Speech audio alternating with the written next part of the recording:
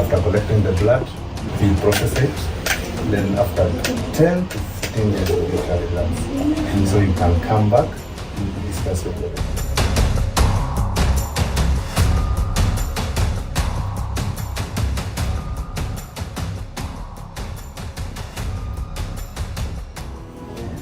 To 14 days, we give it the results.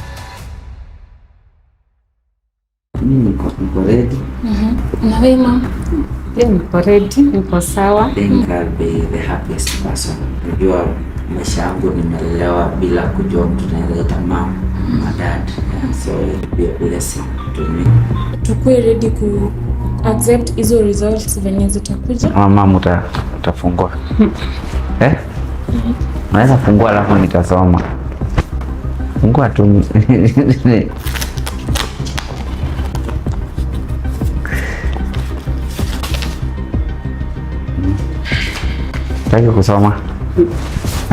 Child is Kevin Bahati, alleged mother Judith Makoha.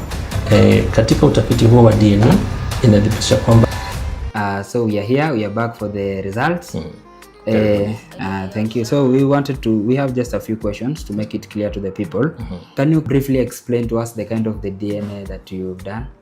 So we've done a DNA called a maternal DNA. So maternal DNA is where you look at the mother and take the DNA of the mother and of a child, be it a son or a daughter, and then be able to check for similarities in the DNA. Because DNA comes from both the father and the mother, we should have identical DNA from the offspring, which is the son or daughter. There are some speculations that it's kind of impossible carrying out a DNA between a mother and a baby. How can you address that? Now, it is definitely possible. So I think this, on top of giving Bahati, of course, and Mama the information that they require, is also important again that even the country and the world at large has been able to identify that this is an issue that can be done. Is it possible to get wrong results in such a... No, because they look at multiple parameters, so it is a completely it is impossible to get results that are wrong. It has to be accurate. So just on a scale of 1 to 10, how confident are you with the results? 101%. Ma'am.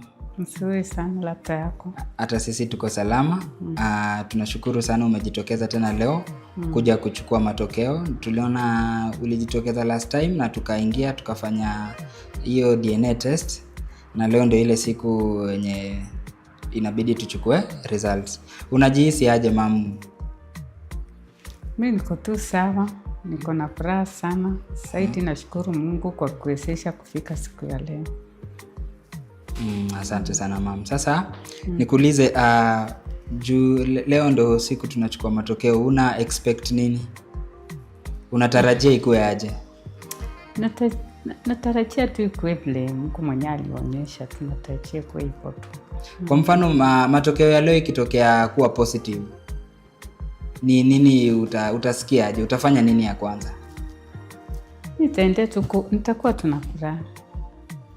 Kwa sababu Mungu ametenda. Mimi singejua jambo kama hili kwa roho yangu. Vile nilikuwa nimewaambia, mimi vile walinyang'anya huyu mtoto akiwa mdogo, mimi nilikuwa nimekifa. Sasa kama Mungu mwenyewe aliona akarutisha fahamu, ndio nikuje nimfahamu polepole mpaka ailete mpaka ifike mahali hapa.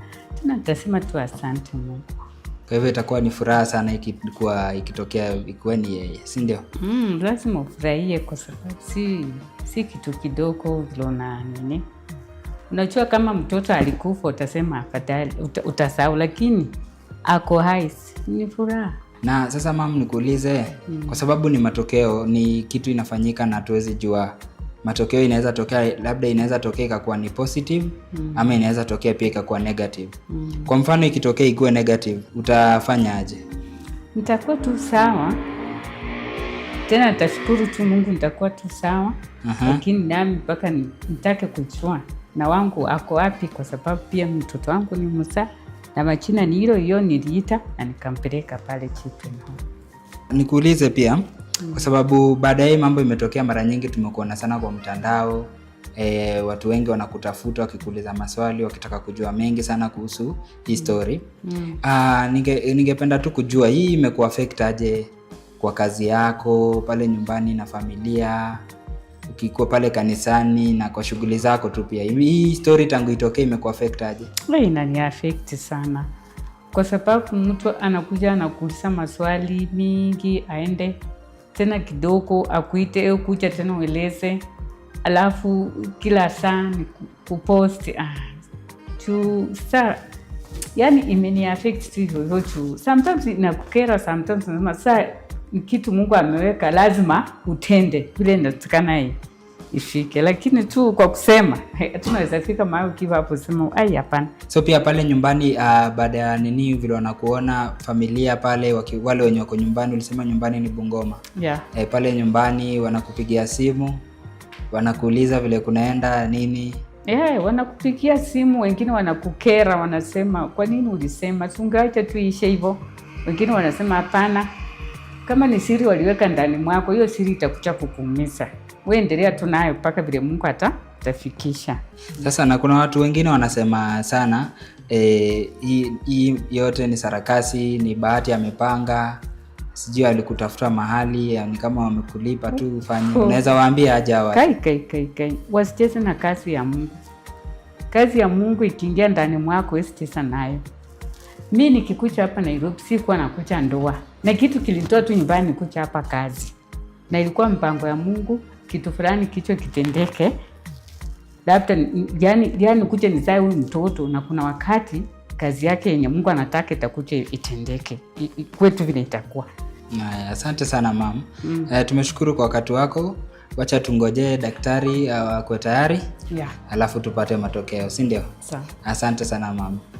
A few weeks back tulikuwa huku tukakuja tukafanya the DNA test na watu wamengoja sana na leo tumefika hapa, umefika mama, amefika pale juu anakungoja pale, daktari ako tayari, everything is ready. So nikuulize tu how do you feel about the results today? How ready are you? Of course, a lot of tension.